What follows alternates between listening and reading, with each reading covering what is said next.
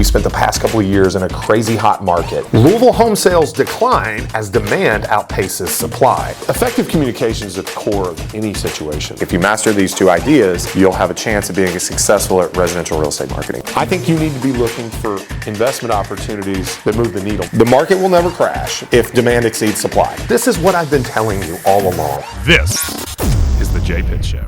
And we're back, folks. Welcome back to the Jay Pitts Show. I'm your host, Jay Pitts, here with Ryan Harris. Got a good show for you today. I don't know what we're going to talk about. That's the way it normally goes around here. Ryan plans the shows and surprises me, and you get my real, authentic reactions or spur-of-the-moment answers. So hopefully that goes well for us. Yeah. But, excited. Coming back after a holiday week off. And we got some big news. We're going to talk about today. But, Ryan, I'm sure you've got a lot in store for us. Yeah, so if you're from the Louisville area and you're an agent, even if you're not an agent and from the Louisville area, this will be really good for you to hear. So Greater Louisville Association of Realtors finally released some info on when these new changes have to be implemented and what they are. We will get into that. We have listener questions. We're going to probably do an update on the Louisville market. I feel like we haven't done that in a while. That was Jay's phone right there. Very rude of him, but I'm sure. I got 110 agents that need my attention, and they don't always respect recording time. I silenced it very quickly. It did not get in a full ring out. Yeah. No, you got it quick. It was good. And then we got some fun stuff at the end, but it's going to be a little bit more of a real estate heavy show, which is good because sometimes we don't do that. But we'll get into it. But, first, Jay, let's catch up. Do you have any good stories from the last week? You can tell me about your kids or anything. I don't know. Did I tell you one that you're... No, we just don't always get into personal stuff. But yeah. I enjoy funny stories that people have about their kids. I had a really good baseball weekend. We played... So... Good stuff. And I get my youngest supplies us with amazing stories every single day. So I'll tell you one, and I don't think I've shared this on the podcast before, but I have an 11-year-old, soon to be 12, at the very end of the month. 12, he'll be 12, and then we have a 5-year gap. So I've got a just turned 7-year-old, and then I've got a 4-year-old, and so boy, girl, boy. And not going too much into depth, the soon-to-be 12-year-old plays every single sport. He is a dude, prototypical dude. He's very, very bright, but just a dude, right? I mean, everything is bruh and bro, and even the additional. I don't know if you catch this sub. I don't even think they have a name, but this sub Gen Z language now where. I mean, he'll throw out an additional, an occasional that's cap or some, Gen Z language, but mostly it's completely different. Everything is, if anything is good, it's a Sigma. That's Sigma. I don't know if you hear that. I've heard of that before. I haven't heard that. No. That's Sigma.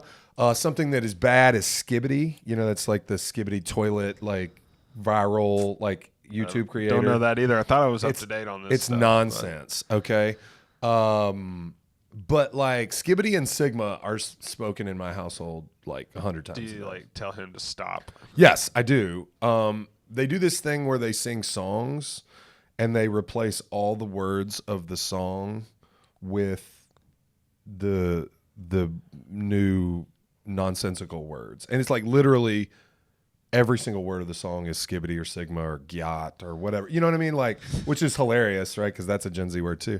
But so the funny thing is my 4-year-old, who doesn't pronounce everything perfectly and is also the biggest bro of a 4-year-old that you've ever seen. In addition to being massive, he's 4'1" and 59 pounds at 4 and is a very athletic kid already and is he runs into walls for fun. That's the kind of kid he is. He can't say Sigma, so he says Simba instead.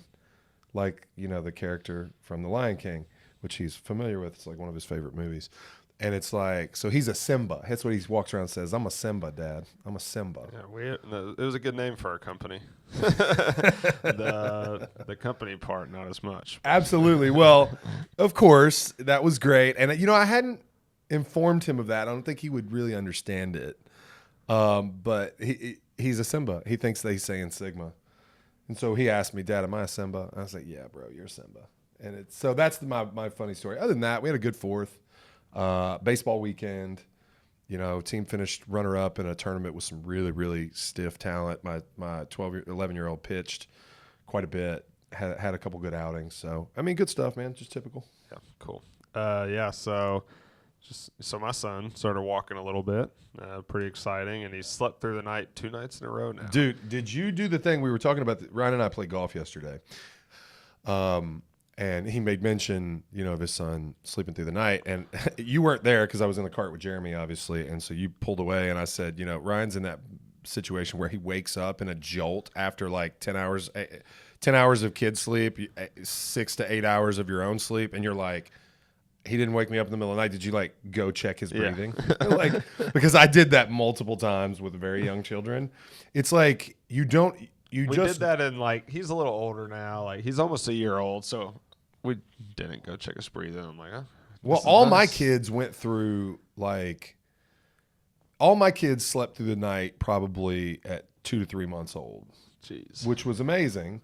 But then they all had relapses. When they started teething, they all had relapses to where, and my daughter, it happened multiple times. She was 3-4 years old and still waking up every single night and waking us up.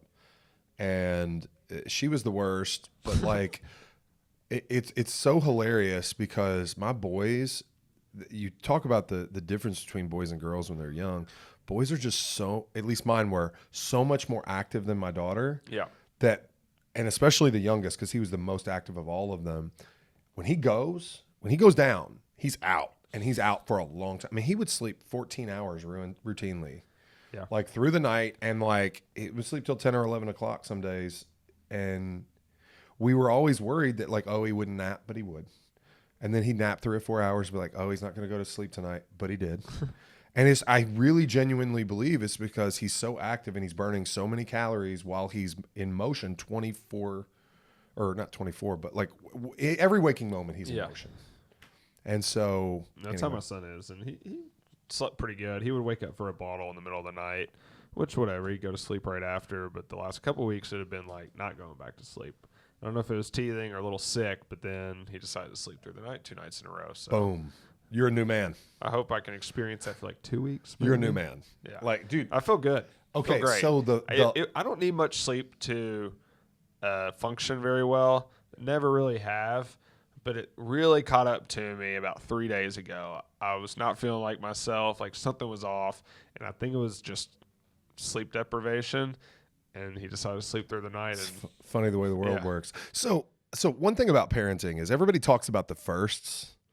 Okay, the first step, the first word, the first, dry night without a diaper, the first, all the firsts, right? Yep. Nobody talks about the lasts, right? So the last time your kid wakes you up in the middle of the night and you expect every night to be woken up for however long until you just realize it's not happening again. Yeah. Even, my 4-year-old, he's been potty trained for over a year, but he sleeps so soundly he'll still have an accident here and there, not sleeping with a diaper. And then all of a sudden one day he didn't, and then 2 days, and then 5 days, and then 2 weeks, and then a month, and you're like, oh shit, he's not having accidents when he sleeps anymore. That's amazing. Yeah. Nobody talks about that. I was thinking about this the other day. My 11-year-old is 5'4" and 100 pounds. I don't remember the last time I picked him up. It's kind of honestly a little sad to think about. I may not ever hold that kid again. You could do it right now. I could. It'd be weird. It's still weird. Son. Come on, son. Sit in my lap. He's a very affectionate kid, so he'd probably let me. But nobody talks about the lasts. What about the last night your kid ever sleeps in your home as a resident of your home? That's real stuff now. I'm probably inside a decade from that. Do you count that as when you leave high school? Let's say you go to college, stay in the dorms. Well, if you move home for the summer, if you move home, okay. But they're going to spend the night in my house probably, as an adult, I would imagine, especially if they move away and they have to travel back. Yeah, they'll come and they'll bring their dog, and then they'll come and bring their dog and their kids, and then they'll come, especially if they don't live here. But For people say you have basically 3 different lives as married to someone, married before kids, married with kids, and then you have to figure your life out after your kids have moved out.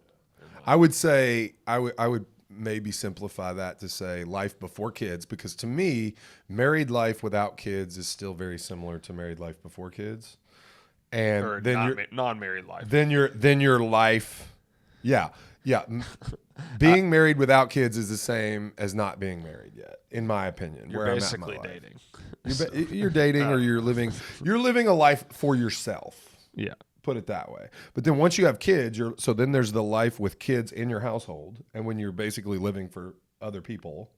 And then when they leave the house, and it's like you start living for yourself again, which is weird. It's weird to even consider, but it's not that far away from me, which is kind of crazy. Yeah, it's probably still a little ways. I got a 4-year-old, so it's. I guess 20 years. you know how fast it goes, though. It does, because we blink, and now I've got a kid that'll probably be going through puberty next month. You know, or could be, and that's weird. Yeah, then he's going to be 6'3". Yeah, God, that's he's going to think he can whoop dad. That's why I got to stay in shape, man. Yeah, that's why I got to stay in the gym. I always got to be bigger than my boys. Yeah, I'm gonna have to start lifting again here soon. But all right, man, let's move on. Let's get into it. So, like we said, Greater Louisville Association of Realtors finally released some info on when these changes revolving around the DOJ decision have to be implemented and what it's going to look like. So let's kind of dive into that and talk about it here on the show. Okay, so obviously we've talked ad nauseum. We've got many video clips out. We've talked on this podcast a ton about the NAR settlement and the 2 major factors that impact real estate agents and how they practice. Number one, the one I'm is my least favorite, is removing cooperating agent compensation from the MLS. That will take place. They will both take place on August 13th. The second being buyer brokerage or buyer agency, buyer representation, however you want to refer to it, exclusive, non-exclusive. It doesn't have to be non-exclusive, but there has to be an agreement that outlines compensation signed before any in-person showings. Whether they be in-person or virtual, I guess. Any live showings, in-person or virtual. They're both happening on August 13th per the Greater Louisville Association of Realtors. They're also encouraging agents to adopt and use NOW, which many have, and at least 5% are aware of the changes and what they're going to have to do. So August 13th is the go live date, right? Which means there's a lot of implications for agents that want to be successful. I'm prepared to tell every listener of this podcast exactly how we're going to navigate that. And, you may or may not want to follow me, but I've always been the guy that will tell you exactly what I do. All of my points of differentiation are very public. I'm willing to talk to anybody, agents that want to reach out to me. They will be able to pick my brain. If you're respectful of my time and you approach me in a manner that I can respond to you, I'll more than likely make time, and I will more than likely tell you exactly what I'm willing to do, because most of the people won't do what I'm willing to do. And that's where success comes from, right? Success comes from being willing to do what others won't, being willing to be contrarian and, not follow the beaten path, but be smart and chart your own course and figure out what works for you, and then doing it and executing it ruthlessly. Okay. So August 13th is pretty much it. That's really all the news, right? MLS takes the compensation field off. You cannot, and it's very clear in this directive that you cannot do an end around and put it in the agent notes. You can't put it on, a document upload. You can't deliver it with showing time. You can't any of that stuff. You can't do. Okay, and there will be fines, and that will be enforced. So really, agents need to understand it's the real deal. I'm on record as saying that the compensation agreement thing may go away. it now becomes is very plainly obvious that, in just over a month from today, it's going to be implemented, which leaves not very much time for it to be overturned between now and then. But I still think it might go away, and I think it might be challenged in court, and go away, because I don't believe that a plaintiff of a lawsuit, a judge approving a lawsuit, a defendant settling, that retains the right to serve the public has any standing, okay, to use a legal term, has any standing to restrict the part of the public that this restricts, which is namely sellers. Okay? Realtors don't have a right to tell a seller that they are not allowed to offer buy-side compensation. Okay? Brokerages don't have the right. Brokerage industry organizations, trade organizations don't have the right to tell sellers they can't make an offer of compensation, or that they can't publicize that right. As long as the MLS remains the chief method of distribution for properties for sale, when you work with a realtor, I don't think it's fair to sellers to restrict their ability to communicate what they're willing to pay a buyer's agent.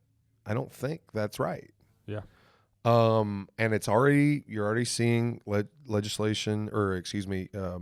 lawsuits challenge the settlement, challenge NAR, GLAR, KAR, state associations, the National Association and local associations' right to do so. So I still think it's going away. But in the meantime, I'll go back to what I said when this very first came out. Your opportunity as a real estate agent to set yourself apart from the competition by doing what others aren't willing to, Yep. is more powerful now than ever. I agree. Okay. So let's talk about how we're going to do it. Okay. I'm going to create a website. Okay. I'm going to talk about it on this podcast, which, this is, they talk about the president's bully pulpit, right? Which is where basically they get to talk and nobody else gets to ask questions in the middle of it. So if you listen to this, you're part of my bully pulpit, right? I'm speaking as loud as I can about my opinions. You don't have to listen. That's fine. If you don't like what I have to say, you don't listen. But I'm going to be telling agents that it is my goal to offer aggressive, market-based buyer cooperation fees. That is what I'm going to be advocating with my sellers. And I'm going to communicate it via a website that will be very easily known. It's not live yet, so I can't really say what it is, but in episodes to come very soon, I hope, we'll be able to say what that website is. It will have every listing that we list as a team on it. Front and center will be the cooperating agent fee that is offered. And you're going to have a very easy resource that when you pull up my listing on the MLS and there is no offer of compensation because GLAR will not allow it, just a very quick, URL search, with a URL that you will be able to memorize, we'll pull up a website to show you exactly what the cooperating agent fee is on that property. I am also going to distribute via email regularly to all real estate agents that would like to receive it, a list of cooperating agent fees for my team. Now, my team is the number one team in the state of Kentucky, so it stands to reason that we command a better than typical, probably more. I don't have this fact 100%, but it's safe to say we have the most, or at least very close to the most listings of any team, of any organization in the city or the state, Greater Louisville Association at least. So we're listing properties every day. So you're going to want to bookmark this website because if you show my listings, you want to know what your compensation is going to be, and we're going to make it easy on you. And you have my commitment that I'm going to advocate, and my team is going to advocate with their sellers, that the path forward for greatest success is offering aggressive market-based cooperating agent fees. Now, I can't say whether that's going to be 3 or 2.5 or 2 or 1.5, right? But I believe that the best buyers are represented by the best agents, and by compensating cooperating agents fairly based on their merits, sellers will achieve greater results. And I think that's a very easy message for me and my team based on our success to sell to our clients based on past results. Yeah. Let me ask you something.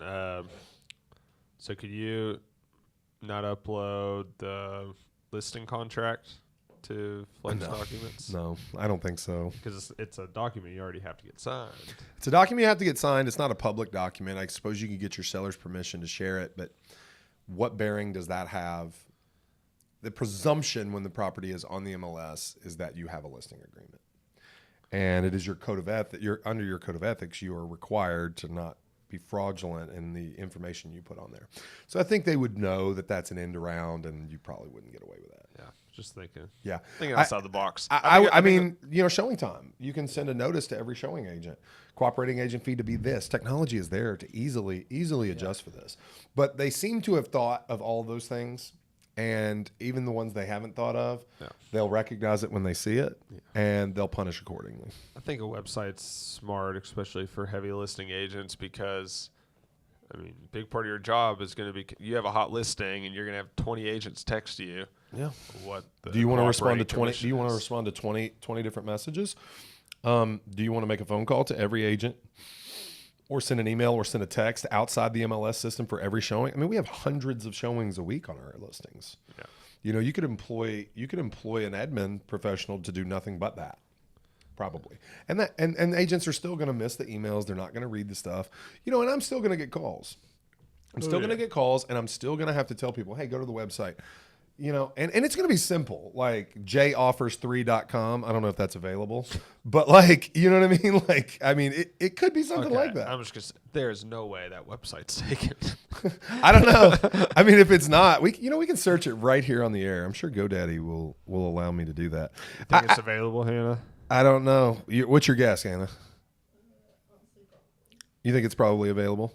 Okay, let's check GoDaddy. Give me a second. But yeah, I think it could be something like that, which let's see. All right, search. Yes, it is available. Yeah, for 1 cent currently. I would have bet a lot of money it was. I don't know why anybody else would have that. That would be wild, wouldn't it? Domain. Maybe I could see somebody taking J for 3. Hold on. Pay your agent. That's definitely taken. .com. Payyouragent.net is available. Yeah. Sorry, it would be hilarious. Like something funny. This is an opportunity for humor. Yeah. This is an opportunity for humor and to stay memorable. I don't know. Guys, there's going to be a website. There's going to be a website. There's going to be emails. If you would like to opt in to receiving daily the commission offerings of the #1 real estate team in the state of Kentucky, it's going to be very easy for you to do that. Cool. All right, sweet. Let's move on. So this is a listener question, and they actually submitted a would you rather, which we started a couple weeks ago. Ooh. And if you listen to this podcast and you want to submit a listener question, please do. We could do a whole episode of listener questions. Message Jay on Instagram, message me, or you could text us. Whether you're an agent or not an agent, ask a question. It could be about real estate. It doesn't have to be. It could be about anything. jpays3.com is also available. Yeah, I like Jay's over here looking up websites while I'm trying to get listener questions. That's okay. Let's go. We're going to go over this one that was submitted. And I think it's a pretty good one. And I think a little more difficult. I haven't put much thought into it, and I don't have a way I'm going right now. Is it a golf, would you rather? No. It's real estate. I'm going to get away from those. They do well on your socials, though. Yeah, but this isn't about me. It's about the listeners. Okay, So, let's go. all right. As a real estate agent, would you rather never have an inspection ruin a deal again, or never have an appraisal come in low and ruin a deal again? Ooh, that's tough. It's like, which one happens more? And I don't know if one happens more than the other. I will tell you, inspection absolutely happens more. Okay, so here's the question I think you have to ask yourself. Do you want to get rid of the one that happens more often, or do you want to get rid of the one that stings the worst? Because the appraisal stings worse, because once you've gotten through the inspection, the appraisal comes next, and you think because you've cleared inspection that you were smooth sailing.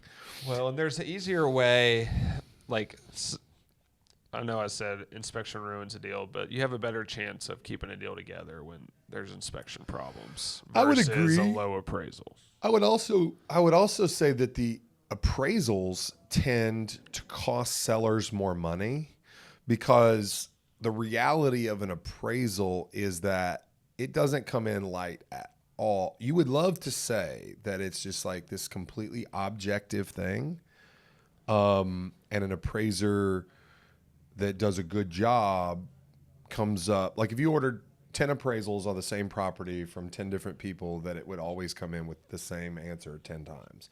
But you're going to get 10 different answers from an appraiser. What they go by often is what the market deems the value of the property, which is what a buyer is willing to pay and what a seller is willing to accept. Yeah. There's a lot of weight. That means that if an appraiser thinks a house is worth 200, but it's under contract at 201, they're going to hit 201, and they have the ability to make adjustments to do that, because they're going to lend weight to what the market deems the property to be worth. So with that being the case, you don't get small margins. You get the house is being sold for 250 and the house appraises for 200. Because I just can't literally justify 250 in any way, shape, or form, and I really think it's worth 200. And somehow, somebody got someone else to agree to pay $50,000 more because they have no understanding of the market. Yeah, but so that's such BS, because isn't it what a buyer's willing to pay? It is.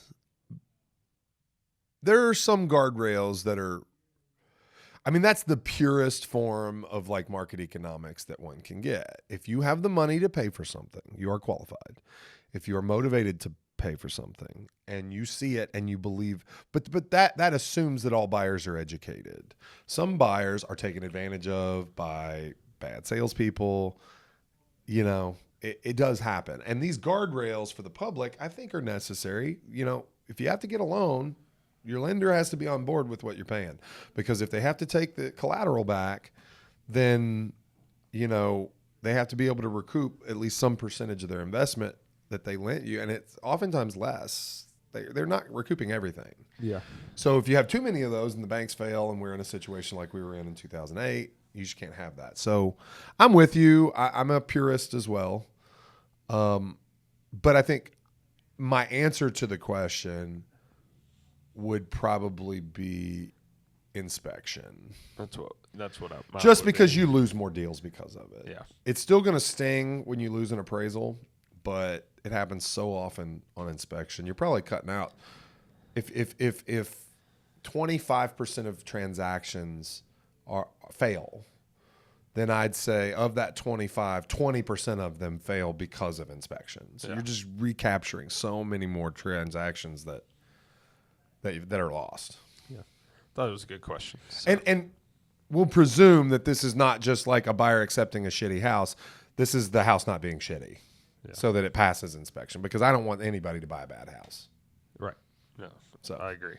I had something. That's got to be in the clip, Hannah. If we go public with this one, I don't want people thinking I'm selling bad houses and I just want to close deals. That's not the case. No, not at all. No commission breath over here. Yeah. I had something really good and I forgot. So Well, maybe I'll think of it later. Okay.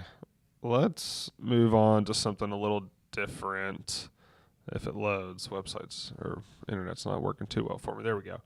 All right. So do you want to do a Louisville market update before I move on? It can be quick or we can do it next week. we can do it whatever you want. It's up to you. I mean, we haven't done one in a while. Just trying to see. I wasn't prepared, so I don't know that I have my numbers. But That's okay. Let's do it. I got it. Okay, so here's the situation with the Louisville market. Okay, and it's kind of more of the same. Okay, this is completely on trend with everything that we've been saying. Okay, we had 248 listings come to market this week in 2024. Same week last year, 273 listings came on.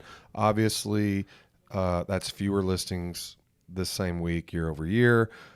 I don't believe that that's indicative or consistent. I mean, it's insignificant is what it is. You can have a year over year 1 week change any particular week. What I will say is we had an identical number of closings, 242 this past week to last year the same week, 242. But year to date, yeah, it is kind of crazy. But year to date, listings are up 4% from last year. Closings are down 2%. So there's a 6% spread in potential properties still on the market. Interesting enough, we've had comments on some of our socials lately about inventory. Right? What market are you in? We're up. We've seen stories about, there's like a 71% increase in inventory in the last 18 months in Florida, for example. The thing I want you to understand is that those percentages can be misleading, okay?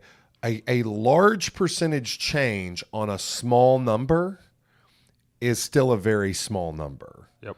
Right? If you have 100 listings on the market or that have come to market and you have a 71% change, that's only 71 more listings. The difference between 100 and 171 in available properties on the market is fairly insignificant. That's still a historically low number. Now, Florida's inventory is up substantially, and 71% is a big number, but the majority of the country is not that. They're up 10 to 15% on inventory. Yeah. And again, 10 to 15% increase may sound like a lot, but it's still from a historically low number. So don't get caught up in the headlines like always, okay? Louisville's market is healthy, very healthy.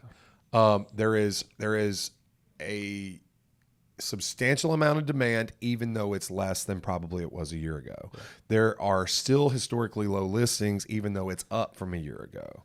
But we're up, like I said, we're down 2% in sales. We're up 4% in inventory, 6% spread or differential there compared to what we were looking at last year. And that's just not a meaningful number. I feel like it's starting to feel a lot more similar to when I started in 2018, 2019. It just feels a little more similar, other than when a really good house goes on the market. Yeah, it's priced well, and it feels like you're in 2022 again. Like there are still those houses, but other than like those. Well, and I was going to make this point too. Even in that differential, that 6% here, or the 71% increase in Florida, what you have.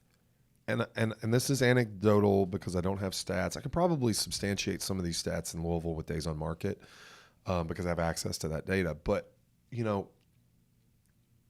majority of the properties on the market have been on the market for longer than the average sale date, right? We're still selling properties in 30 days or less typically, okay? The majority of the increase is in properties that are on the market more than 30 days, that are on the market more than 60 days, that are on the market more than 90 days, because the trash isn't selling anymore, but the sellers of the trash are still chasing big numbers. Okay. So these are listings that will never sell and ultimately will never have any impact on our market because they will never record a sale. The sellers will pull them down and they will wait. And everything that sells is still selling in less than 30 days on average and for great numbers. Yep. Multiple offers in a lot of cases, above list price in a lot of cases. So prices are still driving.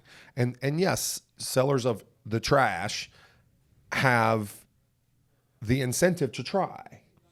But they're imaginary statistics because they never sell. Yeah. Let me ask you something. That 274 number that you said for new listings that hit the market last week, does that include, so like for me, I list a lot of Hardin County and Meade County properties. If it's on the MLS, it counts. Okay, so it's probably even. Oh no! What actually? You know what? I take that back. This is Louisville only, Louisville Metro only. Okay. So this is areas. It's areas 0 through 9 on the MLS, which many people won't know what that means. But that's Louisville proper. It's all of Jefferson County. It's all of Spencer, Bullitt, Oldham, and Shelby. Yep. So immediately adjacent counties, and and Louisville Metro and Jefferson County. Cool. It does not include Hardin County because Hardin County does not share a border, maybe technically, but it's not thought of that way. So, yeah. Yeah, speaking of... it's not the primary Hardin service. County, It's I was not the watching primary Mark MLS. Weinberg last night at the live updates. He was on top of... It looked like he was on top of E-Town Hospital for about 2 hours watching this little shelf cloud move through, watching like little things try to become tornadoes. Wow. That's what I'd listen to. Well, you know the new Twister movie's coming out. They've got to ride that publicity. Yeah, which like classic. I mean, really terribly done movie, but like classic. Twister was. Yeah. Supposedly the new one's got some really cool CGI. And I bet the new one's sick. But Yeah. the last nothing about Last it. one was real. wild. But that's what's great about those classic movies. they're Like, campy. it's so man. I've watched so many old movies, like old westerns, everything. And like my wife just has no clue these movies I'm talking. She's never watched Back to the Future. Like what? How can you never watch that? But, Oh man. yeah, a little tangent. I asked you a couple of references yesterday at the golf course that you had no clue on. Yeah, those are like Old movie- C-list rappers. Oh from, yeah, like- that was. It's not C-list. Get out of here. Oh, I mean, then yes, they are, because then you named like all the biggest ones from that same time period. I'm like, yes, I know Snoop Dogg, Jay. That's amazing. You know, you don't know. No Trick Daddy though. No Trick Daddy. No, All right. but okay. Well, let's move on. So this is from Broke Agent Media. It's the 10 most and least patriotic states in America. Ooh. So let's see here. I don't know who ran This is going to get political. Maybe a little bit, maybe not. I haven't really looked at the article much other than the list, so I don't even know where Okay. these came from. But Broke Agent Media ran it, and they're very reliable, and I always enjoy reading their articles. It's basically the only real estate blog I tune into and read, other than like seeing the Resi Club stats that I really like. Did you take a look into that at all? I have not. by I need to chance? give them a follow. Yeah. I think I went and looked at that one post that you were telling me about, but I Yeah. didn't, for some reason, didn't follow. We talked about. I got interrupted. In case you don't know what we're talking about, last week's episode talked about Resi Club. They're putting out the best statistics around real estate, residential real estate that I've ever seen. So if you're an agent, take a look at them on Twitter, or you can subscribe to their subscription as well. So, and we're not sponsored. No, We're definitely just not. putting it out there. It's really good info. So probably make you a better agent, and they'll provide you some good info to share with your clients. I And did follow followers. them. Haven't seen them in the feed. Oh, that's where I saw the 71% Florida stat. Oh yeah. Yeah, that was they put out a graph. It was actually this morning or last night, and it's got this map, right? And Florida is the absolute highest. Vermont second at 62%, Arizona 54, Georgia 53, Hawaii 50. I've heard a lot about Texas. Surprising Texas doesn't top that list, honestly. But go ahead. Yeah. Okay, let's run through this. So, like, the 10 most patriotic states in America. Let me try to find something about what this is all based on real quick. So, find something to talk about, Jay, real quick. Well, I can give you my guesses on the most patriotic. I would guess the most patriotic. It's gonna be regional. You're gonna hear Texas, and the Southeast toward the top of the list. I'm guessing out of like New England, I'm gonna get Pennsylvania because Liberty Bell and that kind of thing. And DC being the nation's capital, I could see some argument for, but it's not a state. And it doesn't identify as being in a state. What state did you say? Pennsylvania. Okay. Pennsylvania is my northeast state that I would say. I don't think Virginia and Maryland get the run because of proximity to DC on this argument. I think Texas is definitely there. And I think you'll probably see some more southeastern states. Okay. But So, I'm guessing like California is like on the least.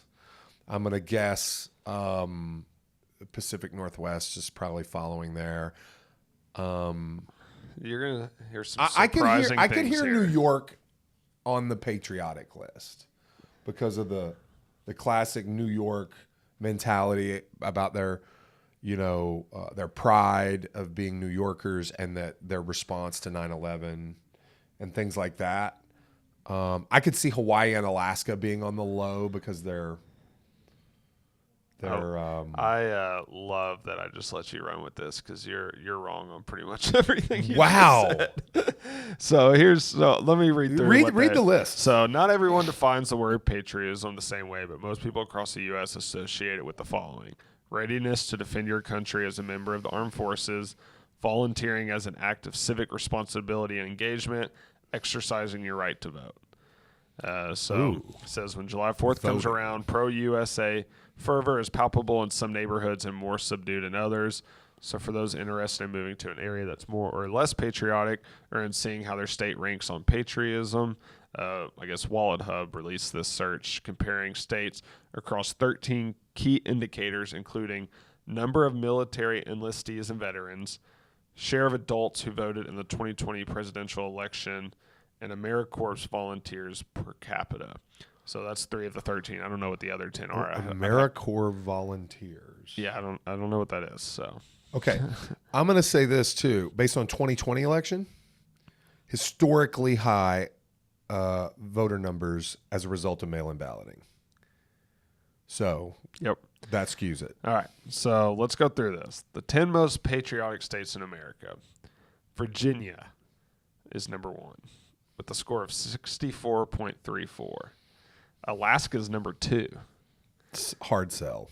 Hard sell on this whole list. Montana's 3, Maine's 4. I'll buy Montana. Oregon's 5. Colorado's 6. New Hampshire's 7. Washington's 8. Maryland's 9. And Hawaii is 10. I sell that entire list. So I would say, like, you got to look. I think there's a lot of, like, military bases around some of these Is this states. like per capita too? I do not Did know. it say per capita? I should have looked at like the actual That's article okay. that ran it. Well, you read the criteria. I just couldn't remember whether you said per capita or not. It doesn't say. Because Hawaii has a ton of military installations per capita. Virginia does too. Virginia is the Pentagon. Well, and so I mean, Alaska does also. the Pentagon, I think, has like 100,000 employees. I want to say. See, I think like so. The way they're looking at patriotic, I obviously said it. There's also a way of looking at patriotic, like, are you proud to be from America? Will you put an American? I was going to say door? pride in your country, Yeah. pride in being an American. That's patriotism to me. The voting thing, I think, skews this. Yeah, really, I do. So here's the 10 least patriotic states. Number 1, Arkansas. Number 2, New York. 3, Massachusetts. 4, Rhode Island. 5, Florida. 6, Indiana. 7, Louisiana. 8, Alabama. 9, Connecticut. 10, West Virginia. I buy that better than I buy the 10 list. Goes on to say, this category takes into account both military enlistment, active duty and veterans, and voter turnout in the 2020 presidential election.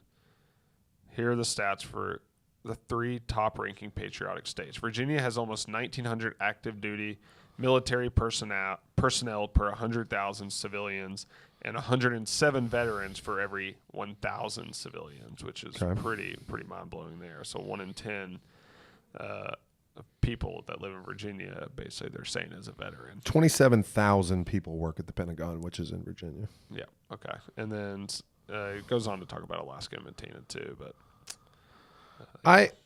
okay, so I could buy the Virginia. Go through the most again. Virginia, Alaska, Montana, Maine, Oregon are the top 5. Maine and Oregon, hard sells. Go on. Colorado, sell. New Hampshire, Sell. Washington, State, sell. Maryland, Sell. Hawaii. Maryland, maybe I buy.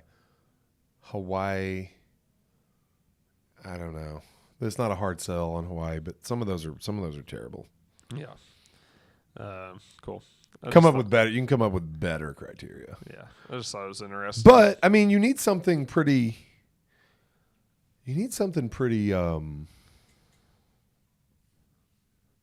like objective.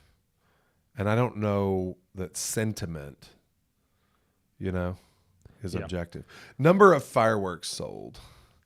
Like millions of dollars, the largesse of your fireworks industry. You know what I mean? Good. I saw they tried banning fireworks in L.A.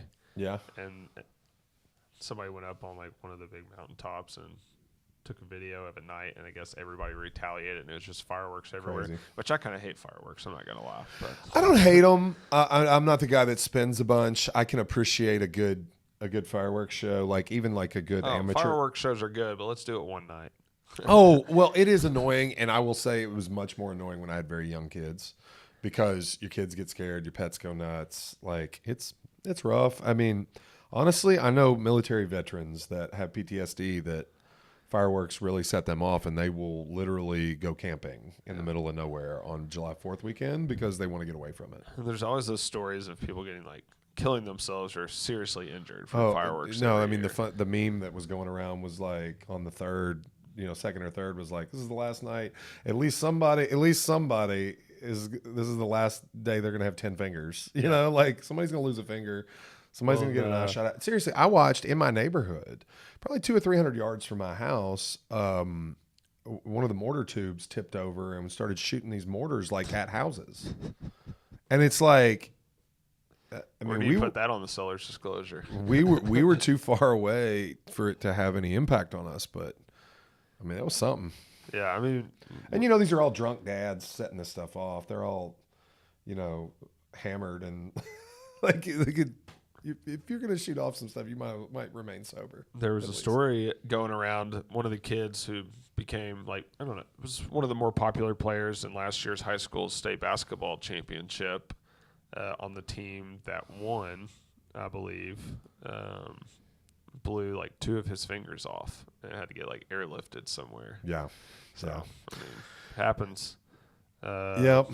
Unless you don't play with fireworks. That's right. All right, last thing here. So I've often thought this myself, and I finally saw a tweet about it, and it really like put into words what I've always thought about this. So like, have you ever wanted to retire in Florida, Jay? Or like, do you have thoughts about it? Here's the thing. I can't allow myself to think about it. I might be close enough to retirement age that I could possibly think about it. But as we said earlier in the show, I've got a 4-year-old, and I mean, he is meaningfully 14 to 15 years before he's even out of high school. And so like, I would love to have a place in Florida, somewhere warm, somewhere by the ocean. I don't guess it would have to be Florida, but like probably this regional. I'm not going to California. I'm not. But you'd probably only go there in the winter, right? I would probably stay. Well, it depends. What are my kids doing? Where are they at? Yeah. I don't see myself stopping working, but yeah, I like the idea of doing it. I just don't know when. Yeah, I guess I can't truly speak on this yet because I'm not at the point of retirement, and maybe I'll feel differently about this once I get there. But basically, this guy says on Twitter, it still blows my mind people retire and move to the South. I just can't imagine retiring in Florida. That seems like torture to me. The changing of the seasons is such an awesome thing. Sounds painful being an old fart in swampy weather 10 months out of the year, missing the changing of the leaves and an occasional snowfall. The best time of the year wouldn't even have the same vibe to it. And I got to thinking, like, the changing of the seasons really is awesome. Like, it's like 4 parts of the year. Like, winter, you get over winter pretty fast, but like, summer's great. I think fall is probably mostly everybody's favorite time of the year, but spring's awesome too. You're getting out of winter. Yeah, but you get some change. I mean, like, unless you go to Miami, like, you're not far enough south to have no season change. Like it's still crisp and cool in the winter. Even as far south as probably Tampa or Jacksonville, you still get 50-degree, 40-degree days. Yeah. Like, I mean, I could do without snowfall. I'm just not. I don't care about it. I'm not a play in the snow guy. I don't get excited about taking my kids out there. We'll do it, but it's not my favorite thing. Yeah. I love spring here, but again, the idea would probably be to be in either place. Let's say my kids stay here. Let's say they run my business or they do whatever, right? Having a place in Florida where I could go be by the ocean, Golf. play some golf, enjoy the beach, have a place where my kids could come visit. Yeah. Bring my grandkids or what have you. Yeah, that would be cool to me. But yeah, I could still be here in the fall to watch my grandson play football, or be here in the spring to watch him play baseball, or even in summer. Here's a good question. If you bought a house in Florida, would it be a retirement house or a vacation house? Well, I mean, I think I would, I've often had thoughts that if it's something that I ever plan to do with the rate that things are appreciating, I'd have to buy something now almost. I should have probably bought something 5 years ago. Maybe not with the insurance crisis. I know insurance is crazy. Airbnbs are nice. Which, by the way, Jen just sent me a thing the other day. So we just got back from Spain. Spain is outlawing Airbnbs in Barcelona only. Barcelona is the only one. It's a city government thing, but we stayed in an Airbnb. In like 2 years, they're gone. So I don't know if the U.S. will ever do something like that. I doubt it. But apparently they're going to try to stabilize rents, and because the cost of Airbnbs is driving rent prices up. So anyway, I don't know, man. I don't know. It would probably be a vacation home that would be fine to live in, Yep. Be a 3-bedroom, 4-bedroom house, probably one level, inland, I would imagine, because I wouldn't pay for a beachfront unless it was a condo. So Never know. We'll see. Cool, man. That's all I have for today's show. Yeah. Real quick reminder, guys. August 15th, 2 days after the NAR changes, August 15th, we've got Resource Live, right? A teaching event for real estate professionals here in the Louisville area. It is primarily for RE/MAX Premier Properties agents, but we have some extra seating available. I've already had a number of you reach out from this podcast and asked to be included. I have some more spots available, but not very many. So please reach out to me if you'd like. I'll get you registered. We've got a registration link that we can send out for you to ensure your spot. We've got national speakers, Debbie Holloway and Jason Pantana from the Tom Ferry organization that are going to be giving you some really, really nice, tips and tricks for the real estate industry. Jason is a tech guru. Debbie is the master of charm and building business by referral, and was a former #1 real estate agent in the city of Louisville. Also going to be leading a 5-agent panel toward the end of this event, where you can hear tips and tricks from some of the most productive agents here in Louisville, both team leaders and individual agents alike. So we would love to have you. This is the only place that we are publicizing this. So if you are a listener of the podcast, we'd like to say thank you by offering you a seat. If you do reach out to me, I'll get you registered, and that's all you need to do. Again, August 15th, it's going to be 10 a.m. till approximately 2 p.m. We will provide food. So just come and enjoy. Hopefully you can find, that's the week of school getting started. So celebrate getting your kids back in school by coming and getting some good knowledge. Yeah, it'll be fun. 2 days after the deadline for all the GLAR changes. Yeah, that's what I'm saying. So Q&A will be limited to productive speech only. So if you ask me stuff about, we can talk about it, but we're not going to go down a rabbit hole just complaining. I'm a solutions-oriented person. I'm not a venter. We don't vent, we solve. So, get on the books, get me a message through DM or text or call, whatever you want. Like I said, we've got some good folks in attendance, but that's all I've got. That's all we got time for you this week. We appreciate you tuning in as always, anywhere you podcast. Spotify, Apple Podcasts, 5-star reviews are always appreciated. Give us a follow on socials at jpittsrealtor or at ryanharris.re. For Ryan Harris, I'm Jay Pitts, your host. We'll see you soon. Peace.